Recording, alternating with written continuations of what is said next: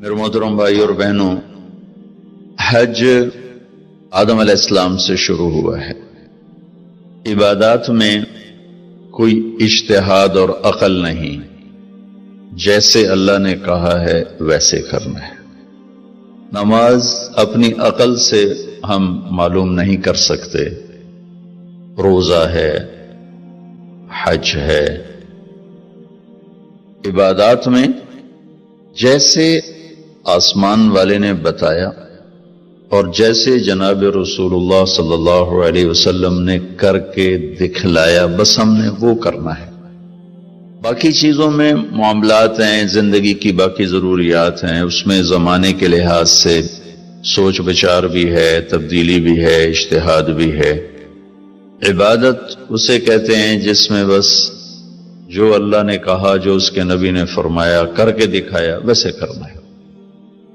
ہمارے نبی پاک کا میں تھوڑا سا آپ کو مختصر خاکہ حج کا بتا دیتا ہوں۔ جناب رسول اللہ صلی اللہ تعالی علیہ وسلم نے حج کا جب اعلان فرمایا، یہ 10 ہجری، تو اطراف سے قبائل جمع ہوئے، کوئی 12,000 کا مجمع اکٹھا ہو گیا مدینہ میں۔ 25 تاریخ کو بروز ہفتہ آپ نے نماز ظہر سے پہلے غسل فرما کے 2 چادریں احرام کی نیت کے بغیر 2 چادریں باندھ، کرتا بھی اتار دیا، تہمد بھی اتار دیا۔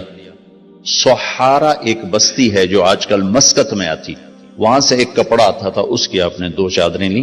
پھر آپ نے ظہر کی نماز کے بعد اپنے پورے قافلے کو لیا، ذوالحلیفہ جس کو آج کل ابیار علی کہتے ہیں، یہاں آپ نے آ کر قیام فرمایا، اور عصر، مغرب، عشاء اور فجر اور ظہر 5 نمازیں آپ نے یہاں ادا فرمائیں۔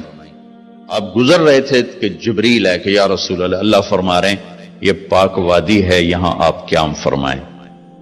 ایک رات کی قیام کے بعد صبح آپ نے فجر کی نماز کے بعد غسل فرمایا، خوشبو لگائی، اپنے بالوں کو تیل لگایا، پھر شہد لگایا۔ شہد گوند کا کام دیتا ہے، چونکہ اب ننگے سر جانا تھا تو بال بڑے تھے آپ کے، شانوں تک آئے ہوئے تھے، تو آپ نے ان کو شہد لگا کے نا وہ جوڑ دیا، آپس میں جوڑ دیا۔ اور عائشہ رضی اللہ تعالیٰ نے آپ کو خوشبو لگائی۔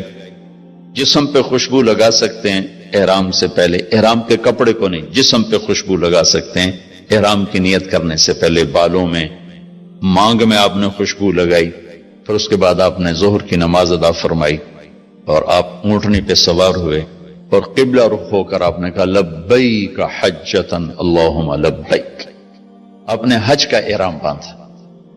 تو جبریل آئے کہ یا رسول اللہ، اللہ تعالیٰ فرما رہے ہیں عمرے کو شامل فرمائے۔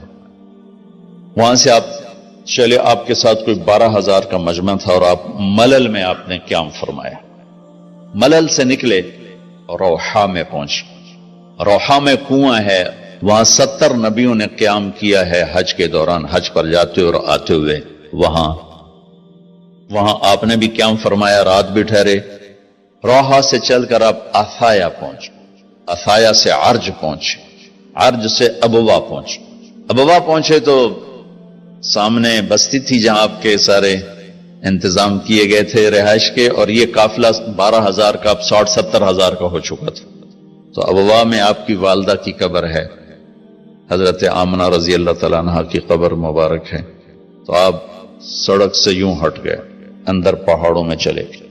اکثر مجمع تو نیا تھا، انہیں نہیں سمجھ میں آیا کہ اللہ کے نبی اندر کہاں جا رہے ہیں۔ چندے کو پتا تھا کہ آپ کہاں جا رہے ہیں، تو آپ چلتے چلتے چلتے چلتے چلتے ایک جگہ اپنے اونٹنی کو بٹھایا، کوئی وہ 70-80 فٹ اونچا پہاڑ ہے، تو وہاں سے آپ اوپر چڑھے۔ یہ اپریل کا مہینہ تھا اور ماں کی قبر کے سرانے تشریف لائے، اور یوں اپنے گھٹنے اٹھائے اور ہاتھ یہاں رکھے اور سر یہاں دیا، یہ پوزیشن بنائی جیسے چھوٹے بچے بناتے، اور پھر جوں سرہانے بیٹھ کے رونا شروع کیا۔ صدمہ تو چند دنوں بعد بھول جاتا، میں اب اپنی ماں کے یاد میں رونا بھی چاہوں تو رونا نہیں آتا، اپنے باپ کی یاد میں رونا بھی چاہوں تو رونا نہیں آتا۔ اور میرے نبی کو 57 برس گزر چکے تھے ماں کے گئے ہوئے، تو وہ 57 سال پرانا درد ابھی زخم بھرا نہیں، آپ اس پوزیشن میں بیٹھے اور اتنا روئے کہ سارا رواں آپ کا آنکھ بن کے رو رہا تھا، وہ ساری داڑھی آپ کی آنسوں سے تر ہو گئی، اور آپ نے آگے جانے سے انکار کر دیا کہ میں آج رات اپنی ماں کے پاس ٹھہروں گا۔ آپ نے رات وہیں گزاری۔ کیا رات تھی!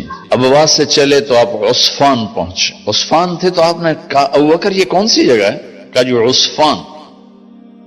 کہا میں دیکھ رہا ہوں ہود اور صالح علیہ السلام گزر رہے ہیں اس وادی سے، لبیک کہتے ہوئے حج کو جا رہے ہیں۔ عصفان سے آپ مرہ زہران پہنچے، پھر وہاں سے آپ صرف پہنچے، پھر وہاں سے آپ تنعیم پہنچے۔ تنعیم میں آپ نے احرام کی چادروں کو تبدیل فرمایا، جو 2 چادریں مدینہ میں زیب تن فرمائی تھی، تنعیم اتار کر 2 نئی چادر اسی کپڑے کی۔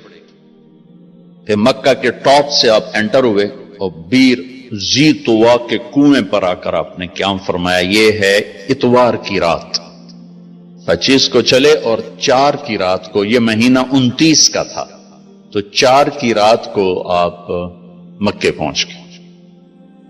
اتوار کو صبح آپ نے غسل کیا، خالی پانی بہایا اور عمرہ کے لیے تشریف لے گئے۔ صفا مروہ کی طرف سے آپ پہنچے، باب و بنی شیبہ کے سامنے آپ نے اونٹنی کو بٹھایا تو بنو ہاشم خاندان کے بچے آ گئے، ان سب کو ملے، کئیوں کو اونٹنی پہ بٹھا لیا، کئیوں کو پیار کیا، گلے لگایا، پھر ان سب سے ہو کر باب و بنی شیبہ، یہ باب و بنی عبد مناف تھا، آپ کے خاندان کا دروازہ تھا، اس سے آپ انٹر ہوئے، اور جب آپ فارغ ہوئے تو باب و بنی مخزوم سے آپ باہر نکلے۔ آپ نے جاتے ہی حجر اسود کا بوسہ لیا، پھر سجدہ کیا، پھر بوسہ لیا، پھر سجدہ کیا، پھر بوسہ لیا، پھر سجدہ کیا، پھر آپ رونے لگے، بہت روئے۔ اس کے بعد آپ طواف شروع فرمائے۔ تیسرے یا چوتھے چکر میں آپ نے پانی بھی پیا، اور حضرت عمر سے فرمایا کہ عمر حجر اسود کے بوسے پہ لڑائی نہ کرنا، جگہ ملے تو لے لینا، جھگڑا نہ کرنا، جیسے ہمارے نادانی میں لوگ وہاں عورتیں بھی ایسی حماقت کرتی ہیں کہ ایک سنت عمل کے لیے فرض چھوڑ دیتے کہ مرد عورت کا یوں آپس میں اختلاط، یہ اس سے بچنا فرض ہے، اور وہ ایک سنت کے لیے گھس رہی، اور لڑائی جھگڑے فساد، قریب بھی نہیں جانا چاہیے۔ اللہ کے نبی نے استلام کیا، جب رش ہو گیا تو آپ کے پاس ایک لکڑی تھی، وہ دور سے یوں لکڑی کو لگا کر اور اس کا بوسہ لے لے۔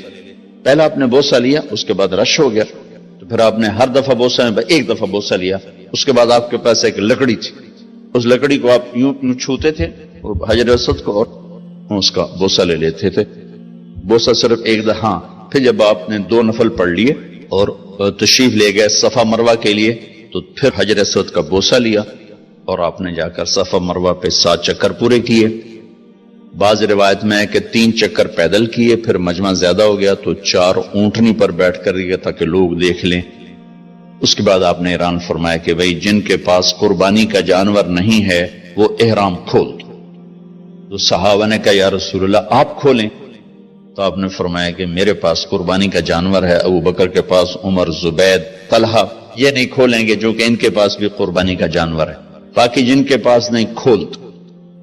تو سب نے کھول دی، اور حج افراد بھی تمتع بن گیا، حج قران بھی تمتع بن گیا۔ اب نہیں ہو سکتا، اب جو نیت کریں گے وہی کرنی پڑے گی، لیکن اللہ کے نبی کا خاص حکم تھا تو سب کا حج تمتع بن گیا۔